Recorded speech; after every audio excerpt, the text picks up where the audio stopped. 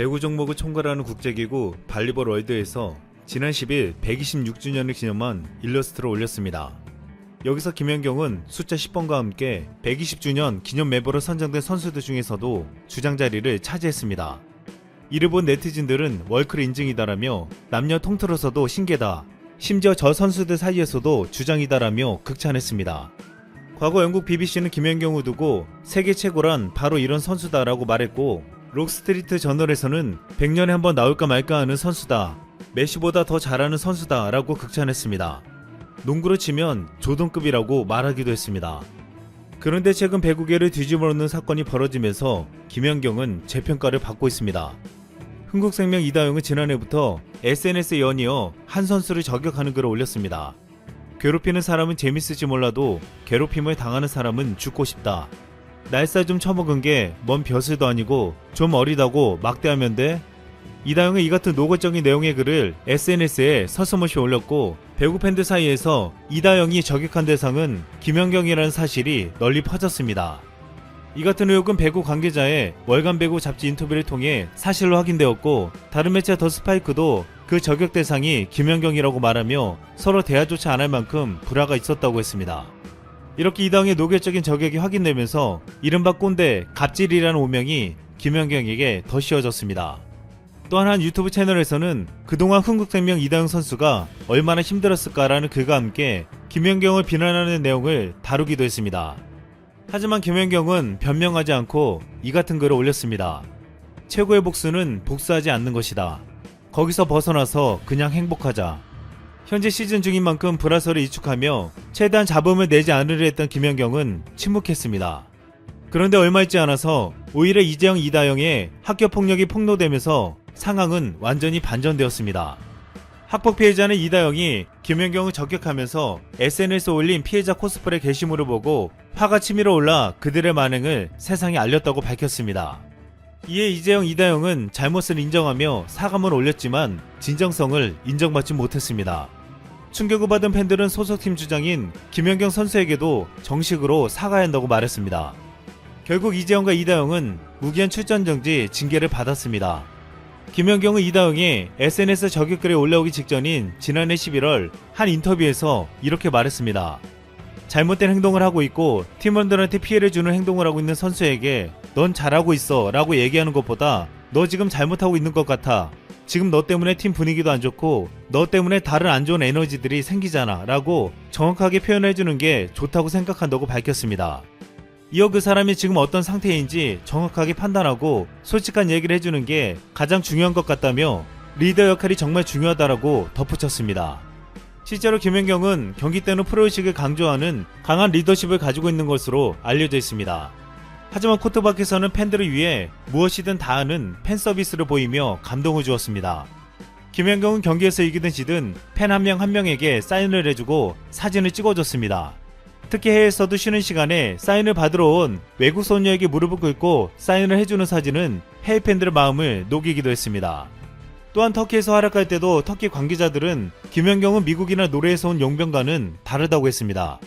콧대가 높은 선수들과 달리 예의가 바르고 성실해서 좋은 본보기가 되어주었다고 했습니다. 무엇보다 김연경은 정말 따뜻한 사람이라서 모든 사람들과 좋은 관계를 맺을 줄 안다고도 했습니다. 능력뿐만 아니라 인간적인 면에서도 최고라는 평가였습니다.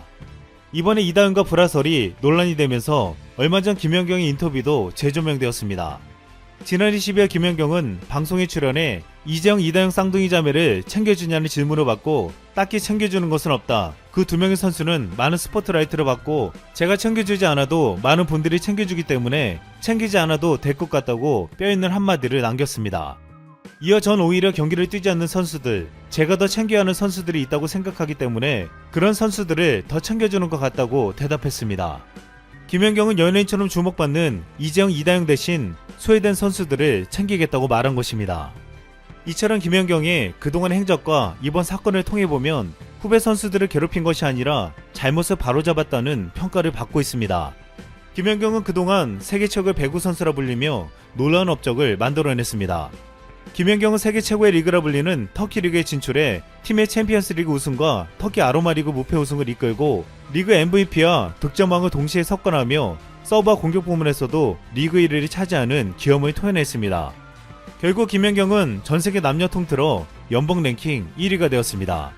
진정 월드클래스 김연경의 연봉은 18억으로 보도된 바 있었는데 실제 이보다 많았고 당시 FA 시장으로 나오면 34억을 받을 수 있을 것으로 예상되기도 했습니다. 그런데 김연경은 이런 영광을 뒤로하고 돌연 국내 무대로 복귀했습니다. 김연경의 목표는 올림픽 메달이었습니다. 무엇보다 한국 배구 이상을 높이고 발전시키겠다는 마음을 가지고 있었습니다. 김연경은 과거 소속팀이었던 흥국생명으로 돌아오면서 80% 연봉을 깎은 3억 5천만 원에 계약했습니다. 팀에서는 6억 5천만 원의 조건을 제시받았지만 후배들을 더 잘 대우해달라며 스스로 몸값을 낮췄습니다. 지난해 4월 이재원과 연간 6억, 이다은과 4억 원에 계약한 흥국생명은 김연경까지 맞으면서 절대 1강으로 군림할 것으로 전망되었습니다. 김연경은 무엇보다 한국 팬들을 다시 만나게 돼 기쁘다. 많이 응원해준 팬들에게 기쁨을 줄 수 있도록 최선을 다하겠다고 밝혔습니다.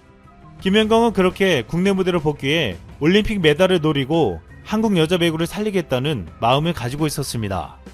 하지만 이런 김연경을 가로막는 일들이 벌어졌습니다. 오래전부터 한국 배구협회는 문제가 되어왔습니다. 한국 여자 배구는 2014년 인천 아시안게임 금메달을 따내며 쾌거를 이룩했지만 배구협회는 회식 장소로 김치찌개집을 정해 비판을 받았습니다. 김연경은 금메달을 따고 축하받아야 할 날에 좁은 식당에서 밥을 먹고 있는 후배들의 모습에서 분노와 안타까움을 느꼈다고 했습니다. 김연경은 결국 자비를 털어 후배들을 데리고 고급 레스토랑에서 따로 뒤풀이를 했습니다. 이후 2017년 배구협회는 국제대회에서 국가대표 절반만 비즈니스석에 태우고가 큰 비판을 받았습니다. 배구협회는 과거 2009년 배구회관으로 쓸 건물을 162억 원에 무리하게 매입하면서 정작 돈을 써야 할 곳에는 쓰지 않았습니다. 또한 배구협회 지도부 인사들은 오래전부터 주도권과 파벌 다툼을 해왔고 새 집행부도 측근 인사로 논란을 일으켰습니다. 지난 2017년 한국은 제19회 아시아 여자배구 선수권대회에 출전했는데 최종 엔트리 14명에서 1명이 부족한 13명이 출전했습니다. 이에 대해 김연경은 출국하기에 앞서 배구협회가 선수 엔트리조차 채우지 못하는 현실을 비판했습니다. 김연경은 그러면서 이번 대회는 이재영이 들어왔어야 했다고 꼬집어 말했습니다. 김연경은 이정희 팀에서 경기를 다 뛰고 훈련까지 소화했다는 얘기를 들었는데 빠졌다면서 결국 중요한 대회만 뛰겠다는 얘기가 아니냐고 비판했습니다.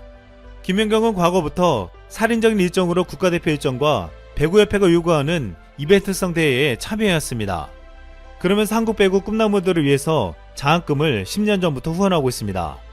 세계 최고의 실력으로 혼자서 영광을 차지할 수 있었지만 그는 늘 한국 배구를 생각해왔습니다. 지난 10일 한 온라인 커뮤니티에서는 김연경이 그동안 한 논란 업적을 요약한 글이 화제가 되었습니다. 김연경은 사비를 털어서 선수들을 지원하고 회식시키고 수십억 포기하고 한국어를 리턴해서 차기 국제대회를 준비했다. 연예인병 걸린 애가 되더라도 절대 나서서 죽이지 않고 오히려 감싸고 돌았다. 김연경 남자로 태어났으면 체육부 장관급 아닌가.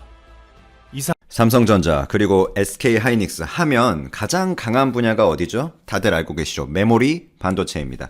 메모리 반도체가 주력인데 메모리 반도체 분야에서의 초호황, 즉 슈퍼사이클은 올해 확정적이에요. 그것은 이미 시가총액이 말해주고 있다고 생각을 할 수 있습니다. 만약에 삼성전자의 비메모리 투자나 TSMC와 더불어서 파운드리 시장의 극적인 성장세, 멀티플 향상 그것만이 반영됐다면 SK하이닉스의 시가총액은 움직이지 말아야죠. 왜냐면 SK하이닉스는 비메모리 쪽에서 실력이 그다지 지금은 점유율이 나오지 않고 있으니까. 즉 메모리의 기대감 플러스 삼성전자는 이제 비메모리 사이클, 비메모리 쪽에서도 파운드리의 팹리스 고객사들이 이제 애플, 그러니까 엔비디아, AMD 이런 회사들 뿐만 아니라 페이스북, 아마존, 구글 이런 회사들까지 팹리스로 가세를 하면서 ASIC 주문형 반도체가 들어오면서 성장세를 멀티플을 더 받는구냐, 사업 구조에 이제 변화가 생기는 거니까요. 그런 이야기다라고 우리가 볼 수 있는데, 그러면 삼성전자, SK하이닉스는 지금 어디에 베팅을 해야 될까요?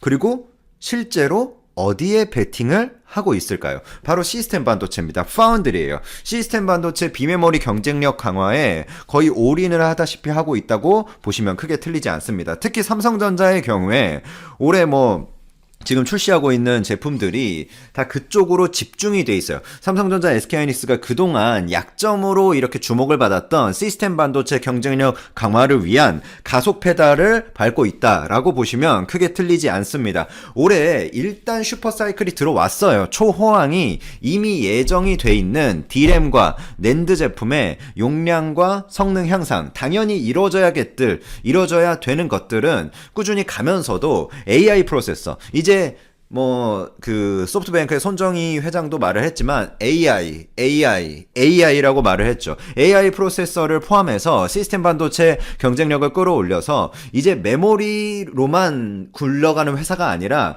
전체 종합 반도체 IDM으로서의 경쟁력을 확실히 갖추겠다.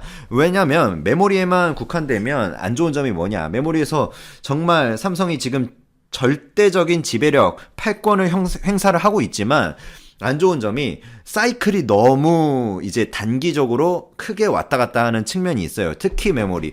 그래서 수십조 단위의 영업이익이 왔다 갔다 하는 측면이 있습니다. SK하이닉스는 뭐 분기별로는 이제 적자 수준까지 가는 그런 어떤 효과까지 내보내는 그런 사이클이 있어요. 근데 비메모리 쪽은 조금 더 안정적인 사업 포트폴리오 운영이 가능합니다. 왜냐면 기본적인 사업 체제 자체가 메모리는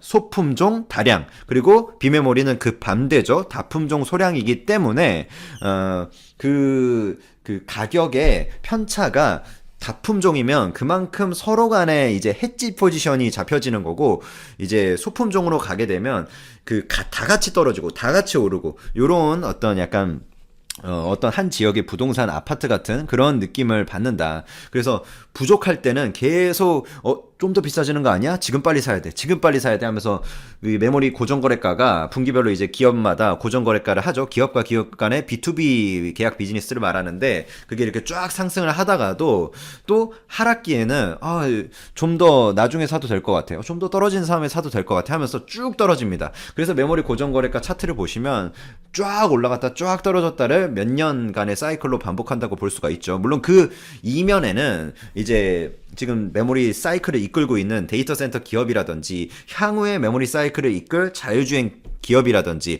그 전에 메모리 사이클을 이끌고 최근에 이제 코비드-19 재택근무로 또 사이클에 어느 정도 들어왔던 스마트폰이나 PC 같은 물량 회사들의 캐펙스와 투자, 그거에 따른 메모리 수요, 그 다음에 삼성전자의 이제 그 단가를 결정하는 공급, 그 부분들이 이제 방정식으로 작용을 하는 거죠. 이 삼성과 SK하이닉스가 그러면 이런 비메모리 쪽에 베팅을 하는 것을 어떻게 알 수 있냐? 일단은 삼성전자가 최근에 세계 최초로 메모리 반도체에 시스템 반도체 기능을 결합한 지능형 반도체 HBM, 즉 고대역폭 메모리 프로세서 인 메모리, 요거를 내보냈죠. HBM이 고대역폭 부분을 말하는 거고, 프로세서 인 메모리, 즉 이제 메모리 안에 넣었다 프로세서를. 그래서 메모리 어떤 기본적인 기능, 즉 정보를 저장한다는 메모리의 근본적인 역할 플러스 원래 비메모리에 있었던 기능, 뭐죠? 연산 기능을 여기다 넣은 거죠. 그래서 약간 이제 뉴럴 프로세싱이 가능하게 하는 이 AI 프로세서, 그래서 저장도 하고 거기서 연산도 하고, 근데 그거를 인공지능 기반으로 하겠다. 그래서 데이터의 저장과 연산을 동시에 수행하면 저장 따로 하고 연산 따로 할 때보다 당연히 뭐 PC에서 뭐 쉽게 말하면 우리 소비자 입장에서 말하면 렉이 덜 걸리지 않냐, 이런 차원에서 또 이제 의미를 부여할 수 있고요. 그다음에 이게 같이 가면서 이제 삼성전자가 기존의 메모리 쪽만 단일적으로 다루던 회사에서 요거를 우리가 같이 한꺼번에 만들어서 그냥 해줄게, 약간 이런 느낌. 그리고 이미 뭐 비메모리 쪽에서도 DDI라든지, DDI 뭐죠? 디스플레이 드라이버 IC. 디스플레이 그러니까 구동하는 집적 회로다. IC가 집적 회로죠. 그 다음에 AP 모바일 어플리케이션 프로세서. 이건 뭐죠? 휴대폰이나 뭐 그 자율주행 차도 마찬가지입니다. 컴퓨터에서의 인텔이 장악하고 있는 CPU, 그 두뇌 역할을 하는 것을 그냥 어플리케이션 프로세서라고 부르는 거예요. 그거에 관한 점유율, 삼성전자가 이 DDI나 어플리케이션 프로세서, 그 다음에 마지막으로 이제 CMOS 이미지 센서, CMOS라는 거는 상보성 금속 산화막 반도체를 말하고, 이미지 센서, 이 모바일 분야에 있어서는 삼성전자가 이제 거의 소니하고 대등한 수준으로 올라왔습니다. CMOS 이미지 센서 점유율 숫자 상에서도요. 그래서 이런 부분들에 대해서는 이미 점유율이 상당해요. 삼성전자라는 회사 자체가 이미. 근데 요거를 기반으로 삼아서, 그러면 여기서 왜 점유율이 상당했냐라고 한다면, 이 부분들이 아무래도 다른 부분들보다 좀 진입장벽이 낮고, 그 다음에 삼성이 이미 자기가 하던 분야예요. TV라든지 스마트폰이라든지. 그래서 필요도 해서 원래 자기가 그거를 설계도 했었고, 그래서 그걸 기반으로 갔는데, 우리가 그럼 그 경쟁력이 좀 약한 부분 어디냐? 차량용 반도체. 그러니까 지금 파운드리 전체 시장이 커지니까 어디 캐펙스를 해야 된다고 제가 원래 말씀드렸었죠? 오스틴, 뉴욕 주에. 근데 오스틴 뉴욕 주의 캐펙스 지금 사실상 오스틴 주에 삼성전자가 1조 규모의, 우리나라 돈으로 치면 1조 규모의 세제 혜택 신청을 공식적으로 신청하면서 여기 들어갈 돈이 한 20조 정도 되다고 보시면 돼요. 19조에서 20조 사이입니다. 이거는 이제 공식적인 월스트리트 저널하고 블룸버그 저널의 외신 보도들을 제가 나오자마자 전해드렸었고, 그거를 종합적으로 살펴보고 삼성전자의 최종적인 그 캐펙스 추이를 보면 20조 정도가 합리적인 라인이고, 그러면 비메모리에 일단 여기에 파운드리가 들어가니까 비메모리에 일단 오스틴이 포함이 되는 거예요. 그 다음에 지난 5월부터 구축 중인 평택 캠퍼스의 P2 생산 라인, 여기에 또 EUV 라인이 들어가요. 하반기에 본격적으로 가동이 되는 라인인데, 경기도 화성사업장의 파운드리 전용 생산 라인 V1을 통해서 이제 5나노가 생산이 된 거고, 그 다음에 P2도 이제 들어가는 거죠. 그 다음에 신규 투자로 오스틴에 이제 들어가는 거고, 요렇게 보시면 됩니다. 증설 라인으로. 그 다음에 마지막으로 우리가 기다리고 있는 한 수가 뭐죠? 우리가 기다리고 있는 마지막 한 수, 차량용 반도체 기업 M&A. 그러니까 차량용 반도체 기업이 물론 아닐 수도 있어요. 근데 전문가들의 이제 저 혼자 뇌 속에서 나오는 이야기 말고, 전문가들의 일반적인 가장 가능성이 높은 건 뭐냐라고 우리가 그 의견을 청취해서 이야기를 할 때, 시장에서는 차량용 반도체다. 그 중에서 가장 가능성이 높은 회사는 어디냐? 이제 NXP를 비롯한 ST마이크로, 르네사스, 뭐 그런 회사들 중에 하나가 되지 않겠냐. 텍사스 인스트루먼트나 필요해서 이제 뭐 포함해서 그 중에 하나가 될 거라고 일단 보이고 있고,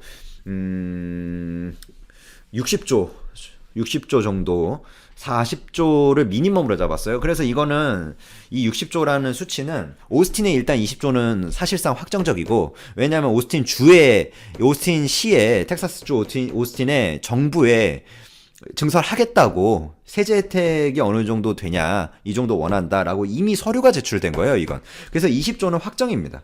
근데 이제 M&A에 관해서 40조냐 60조냐, 그래서 이게 60이라는 숫자가 80조까지도 갈 수가 있는 거예요. 근데 요거는 우리 연초에 작년도 4Q 컨퍼런스 콜 때 삼성전자의 CFO가 직접 나와서 말을 했죠. M&A 마무리 단계다. M&A 이제 몇 년 전부터 준비하고 있었고, 실사 단계도 이제 마치고 있는 상황이고, 발표만 남았다, 소위. 근데 그게 이제 지금 이재용 부회장의 여러 거취나 취업 제한 은 이제 법무부의 승인이 필요한 문제죠. 아니면 5년 동안 동종에 취업을 못하죠. 유죄 판결을 받았으니까. 그런 부분들이 겹치면서 좀 중대한 결정에는 아무래도 총수의 영향력이 필요하니까 시간이 끌리고 있는 건데, 일단 그 부분은 그래도 올해 안에는 진행이 되지 않을까, 적어도 어떤 언급은 나오지 않을까 생각이 되고, 그리고 왜냐하면 그런 언급을 안 할 거였으면 쓸데없이 삼성전자가 그런 컨퍼런스 콜에서 자기네들이 비밀리에 추진하고 있는 거를 굳이 M&A 이제 마무리 단계다라고 말해서 좋을 게 없어요. 삼성전자 입장에서. 삼성전자 입장에서 실제로 이게 진행률이 높고 총수의 결정만 남은 상황에서 약간은 삼성전자도 이런 총수의 어떤 이런 거취를 좀 협상 카드로 활용하는 측면이 있습니다. 이런 M&A 카드를. 그리고 SK 하이닉스는 삼성전자를 좀 따라가는 입장이에요. 그래서 CMOS라든지 DDI라든지 PMIC 이런 거를 중심으로 해서 중국에도 공장을 최근에 이제 열었죠. 그런 걸 통해서 수익성 강화 8인치 12인치를 기반으로 8인치가 원래 쉬워요. 그나마 12인치보다. 그래서 DB하이텍이나 SK하이닉스의 그 중국 장수성 우시 공장으로 갔잖아요. 그런 애들이 하고 있는 게 중심이 8인치 중심입니다. 네, 삼성전자도 8인치 물론 하고 거기서 차량용 반도체가 주로 이제 나오는 거고요. 물론 PMIC, DDI, CMOS도 나오지만 근데 그런 것들은 조금 그거 하다. 근데 이제 원가를 최근에 판매 단가를 한 15% 올렸어요. 차량용 반도체 공급 대란이 일어나면서 그런 게 효과를 주긴 할 것 같다라는 부분이고, 그 다음에 최근에 재밌는 애플 홈페이지에 문구가 올라왔는데, 향후 10년 동안 차세대 기술을 연구하는 이제 최첨단 연구 그룹 중심의 뭐 어쩌고 저쩌고를 공고한다라고 채용 공고를 올렸어요. 그래서 지사에서 이제는 6G 5G도 물론 이제 기술을 계속해서 가야 되는 거니까, 그리고 우리나라는 많이 그나마 좀 하고 있는데, 외국은 더 처참한 상황이거든요. 5G에 대한 지금 상용화 수준이. 그래서 연구개발 인력을 꾸준히 뽑는데, 요거는 퀄컴에서 지금 모뎀 칩을 받잖아요, 애플이. 그거를 좀 벗어나자는 측면에서의 자체 개발 측면이 강하고, 6G 시장 선점이 주된 연구개발 채용의 어떤 포인트지 않을까 생각이 듭니다. 그래서 세계 최초로, 6G 쪽에서 뭔가 해주지 않을까. 요런 거를 바라면서 애플은 이제 가는 것 같고, 5G가 지금 지연 시간이 거의 없는 실시간성을 주요 특징으로 내세우고 있는데, 그 시간하고 6G랑 비교하면 6G가 한 10분의 1 정도 더 단축이 돼요. 그래서 사물 인터넷이라든지 특히나 자율주행에서 가장 중요한 게 뭘까요?